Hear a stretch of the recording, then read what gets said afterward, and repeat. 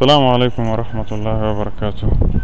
Abin da ya faru a Najeriya kwanan nan na kashe mutanen da suke bikin Maulidi abu ne na takaici kuma abu ne na Allah wadai.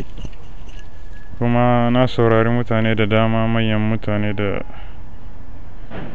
suka yi magana akan abun, da manyan malamai na Najeriya duka sun yi magana akan abun, sun yi Allah wadai da abun, da hukumomi da jami'an tsaro duka sun yi Allah wadai da abun. Abin da ya rage kawai ya kamata a ɗauki mataki kada abun ya sake faruwa nan gaba, kuma a ɗauki mataki a biya wa'anda abun ya shafa diya, sannan wanda aka rushe ma gidaje aka kashe ma 'yan uwansu a kula da su, wanda ba su da lafiya.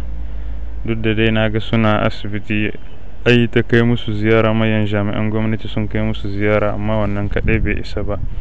Ya kamata su ɗauki mataki na da abun ya sake faruwa, saboda abubuwan sun sha faruwa irin waɗannan.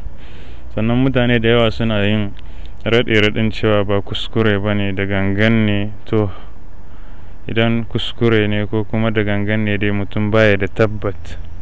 Idan kuma mutum yana da hujja ko dalilin cewa da gangan ne, sai ya fito da hujjojin shi saboda a hukunta rundunar sojin Najeriya wadda ƙarƙashinta ne wannan jirgi yake.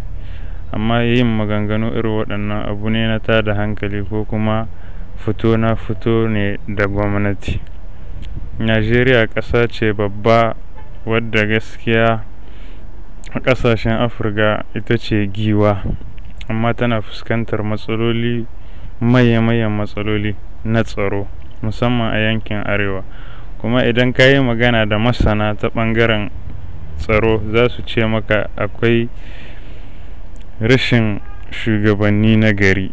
Rashin shugabanni na gari ana yawan nanata shi a cikin al'amuran da suka shafi Najeriya, saboda kowanne yawancin shugabanni abin da ya fi damun su iyalansu da kuma lafiyarsu, da kuma yadda za su yi ƙoƙari su tara ma kansu dukiyar da sai sun mutu ba ta ƙare ba. Assalamu alaikum wa rahmatullahi wa barakatuh.